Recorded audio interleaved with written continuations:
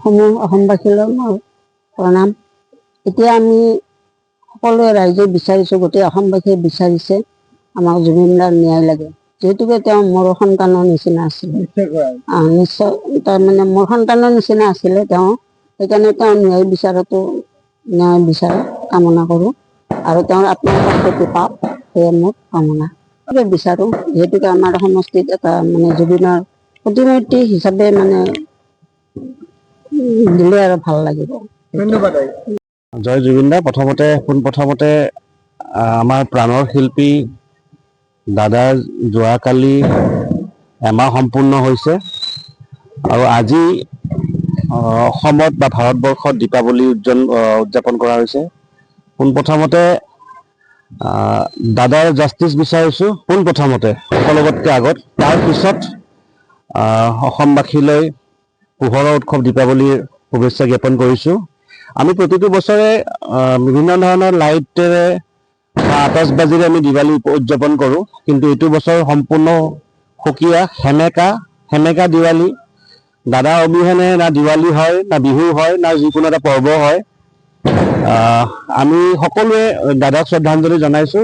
মই নিজেও আজি মোৰ নিজৰ বাসগৃহত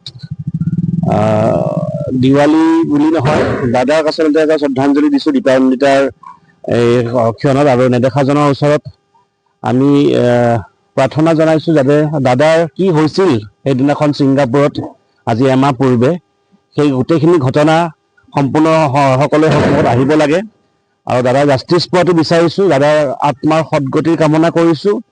সেইবাবে এইবাৰ কোনো ধৰণৰ আতচবাজি, কোনো ধৰণৰ লাইটেৰে জমক দীপাৱলী পালন কৰা নাই। চাকি জ্বলাই দাদাৰ ফটোত আমি শ্ৰদ্ধাঞ্জলি জনাই এইবাৰ দীপাৱলী পালন কৰিছোঁ আৰু খুব কম সময়ৰ ভিতৰতে দাদাৰ ন্যায় পোৱাটো বিচাৰিছোঁ।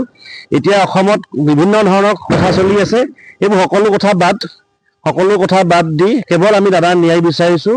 আৰু দীপান্বিতাৰ পবিত্ৰ ক্ষণত আমি সকলো অসমবাসীলৈ আমি অনুৰোধ জনাইছোঁ যে সকলোৱে কেৱল দাদাৰ ন্যায় বিচাৰক। বাকী আমাৰ যিবিলাক ফূৰ্তি বা যিকোনো অনুষ্ঠান বা যিকোনো পৰ্ব আমি পিছতো পাতিব পাৰিম, প্ৰথম দাদাৰ ন্যায় বিচাৰিছোঁ।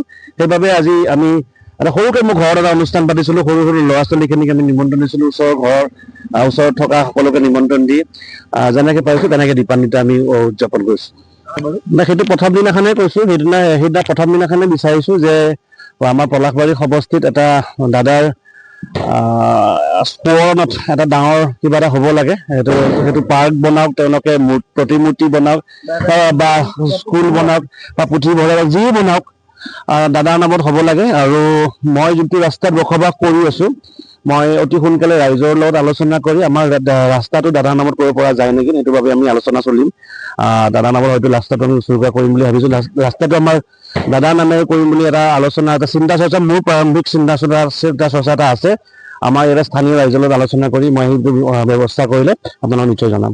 ধন্যবাদ।